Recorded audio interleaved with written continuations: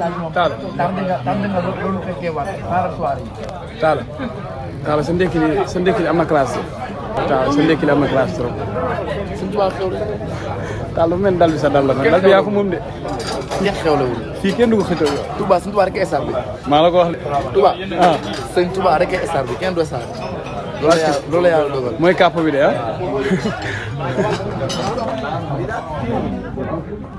jërëjëf Sëriñ Touba Xaadimu Rasuul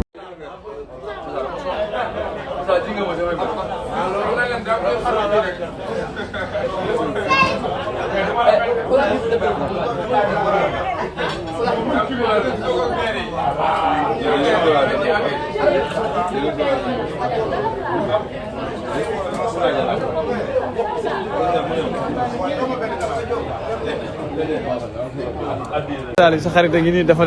na comme naa def rek. man kii sëñ Saliou bàyyi naa ëpp naa def non non sëñ Saliou doo ko bàyyi dama suuf ci wàññi nga sëñ Saliou yaa fi manqué de yow la ñuy xaar nag baaraag nii la xaar lu leer laa lay wax sëñ Saliou de bu ma la gisut naa la bàyyi moom nday di dem Touba Muhammad Rasulillah xam naa ni bég na tey ndedaa sopp lool kuy way akay kañ borom Touba Muhammad Rasulillah xam naa ni bég na tey ndedaa sopp lool kuy way akay kañ borom Touba ma delloo ci man seex te juggee ma way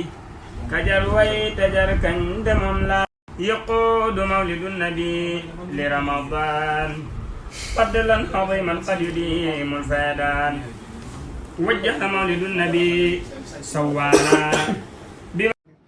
kii laa bëgg kii mooy sama waay Sëriñ Touba kan te nga ba ñox loolu xaritam la de mën na ñëw waaye saay saay la mën na ñëw ñëwet la mën waaye saay saay la mais artiste day rafet man daal dëgg ne mais taala man jantal rek moo ma bàyyi ci ak way yu ne aar bi daal yàq aar bi daal xanaa xamal moom